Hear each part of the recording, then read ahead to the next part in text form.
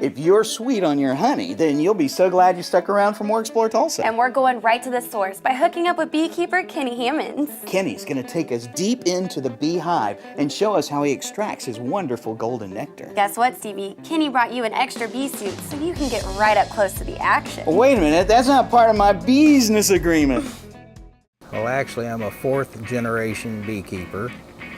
And we moved down here in 1988, and my dad tried for years to get a hive in my yard, and my wife wasn't crazy about the idea, but in 1995 I told him, Dad, when you get a swarm this spring, bring it over. I have hives from 91st and Sheridan clear down to 201st and Garnett. I find them fascinating.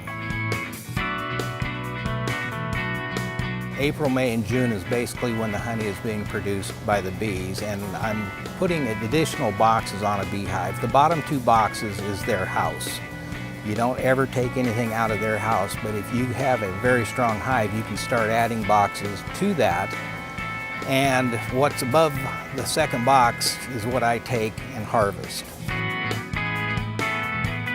When they sell that honey in the stores, those producers sell it to a packing outfit that actually, initially they boil it to pasteurize it, which basically takes all of the enzymes and all of the good out of that honey.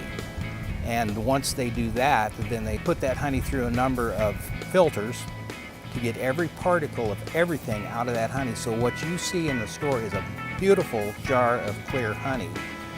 But because of all of that process, basically all you're buying is a honey-flavored syrup. For a very strong hive, you will have one queen, and a strong hive would be 60,000 bees or better. Her job is to run the roost, and she has a whole different set of pheromones that she can emit to tell the other bees in the hive what needs to happen.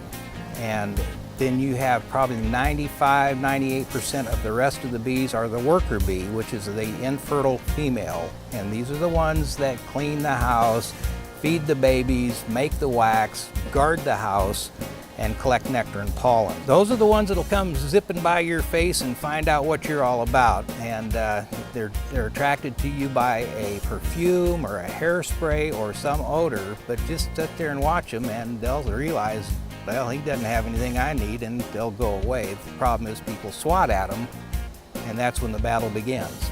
The other 2 to 5% is the drone, which is the male, and he's pretty worthless. I mean, in a beehive, he doesn't do anything. He doesn't feed himself, he doesn't clean house, he doesn't guard the front door. He flies out to look for that virgin queen to mate. The most stings I've probably had at one time was 75, and that was not a pleasant day. I was just trying to help them out with something, and they took offense to it, so you never know what they're going to do. Every honey that you take from a different location is, one, going to be probably a different color, and two, have just a slightly different taste. When I extract honey, I have to cut the caps off of the frame, put it in an extractor, and then spin it.